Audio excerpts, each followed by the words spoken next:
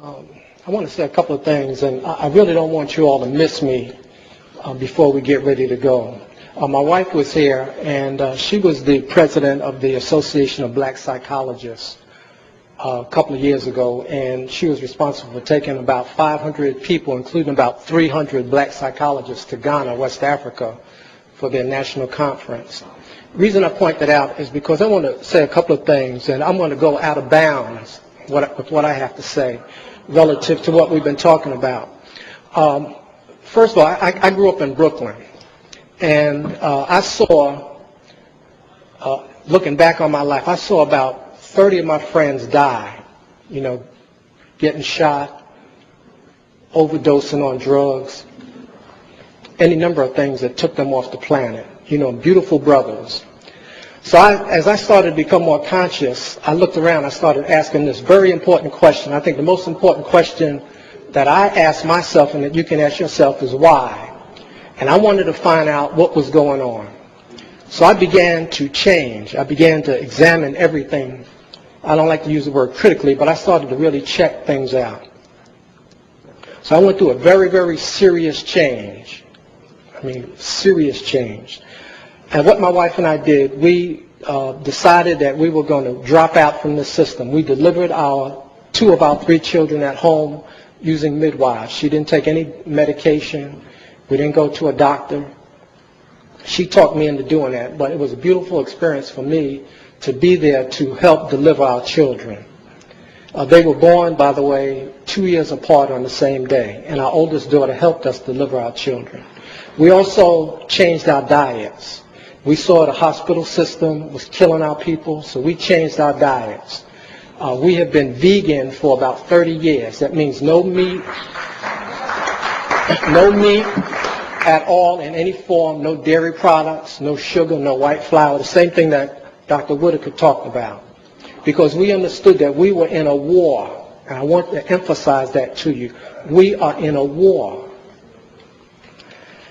We left New York and went to North Carolina, and really it's on her again, we decided that we were not going to go in debt because the new form of slavery was economic slavery. We got some land, we were very fortunate, and we built our own house. We built a log house. It took us 16 months. We worked night and day, every day for the 16 months. And she was out there with a chainsaw in the cold and the rain, and we worked and we built the house so we would not have to give white people any money.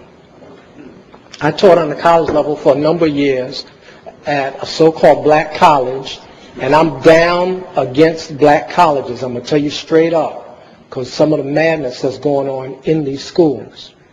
But what I want to say is that there are 2 things going on the planet now. One is that when white people came to us and said, we're going to free you, we're going to emancipate you from the plantation, what they did was extended the boundaries of the plantation and made it an international plantation. Made us think that we were free. In addition to that, they made every white person on earth a plantation master or owner. So there are 2 things in operation. We are in an international prison. It's not just in America, but everywhere we go, our people are dying. So the things that are in operation on this planet is that white people want to kill us. I want you to understand that. They want to kill you. And it has nothing to do with what kind of degree you have, what kind of car you have, what kind of title you have, what fraternity you belong to, what religion you belong to. They want to kill you because that is part of their plan. There are any number of reasons why they want to do that. I'm not going to waste my time trying to figure out why they want to kill us.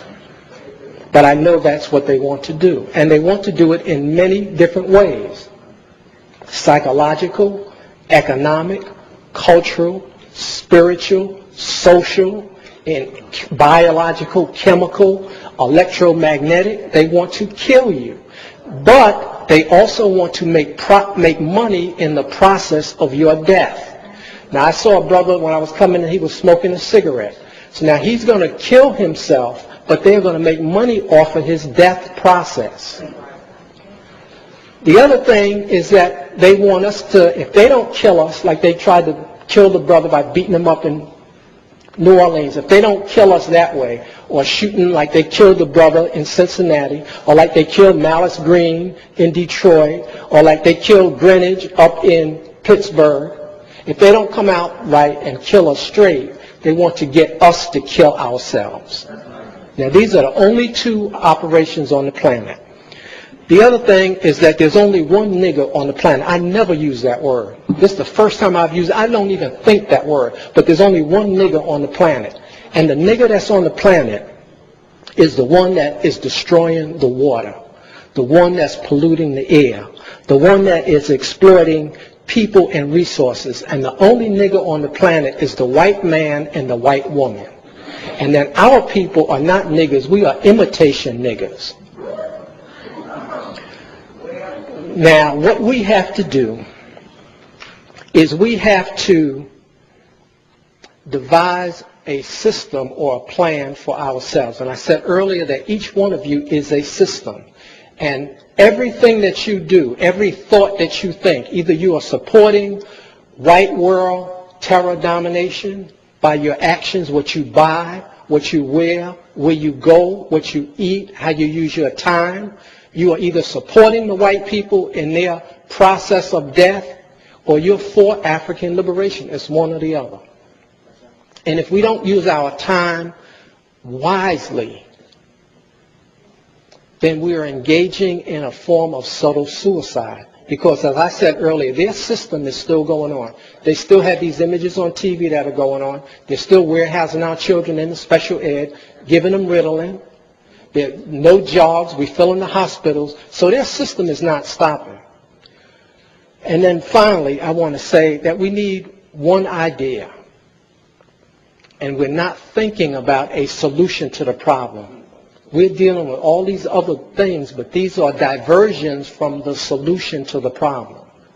And we have to start to think about a solution to the problem so that these young brothers and sisters who are here now, who are 15, 16, and 17, are not here 25 years later talking about these same problems.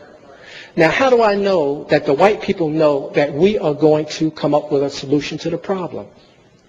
I know it because they have retina scans, they have what they call racial profiling, DNA banks, and they're monitoring our people to try to prevent the one person from coming up with the one idea.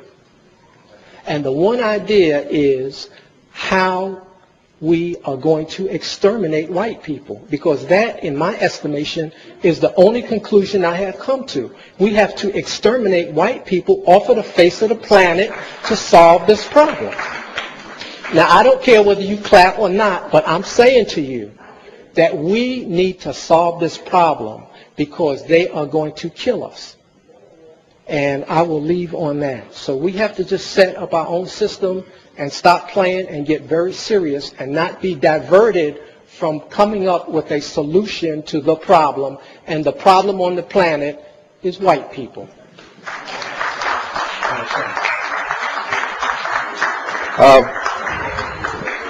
Be hard to follow that one. You can get as black as you want. I don't know if you can get that. Some elder. Every one of us will die. And every one of us who's black will be faced by our ancestors who were slaves. And the first question they're going to ask us is, what did you do with your freedom to free other black people? But not going to ask us, did white people kill us? Because white people killed them. Ladies and gentlemen, we don't have time for racial fanaticism. We are in a country that is trying to destroy us in every way possible, and we must use every weapon that we can think about, and we must create new ones. But in the interim between if your lifespan is not spent empowering yourself politically, economically, and psychologically, then don't blame white people, because the only person guilty is you. I laid out a plan. And some would say, well, that's a digression. What are you doing to empower people like you. What are you doing to fight for them? Because I assure you, our ancestors who were slaves will ask you that as soon as they welcome you wherever you're going after you leave here.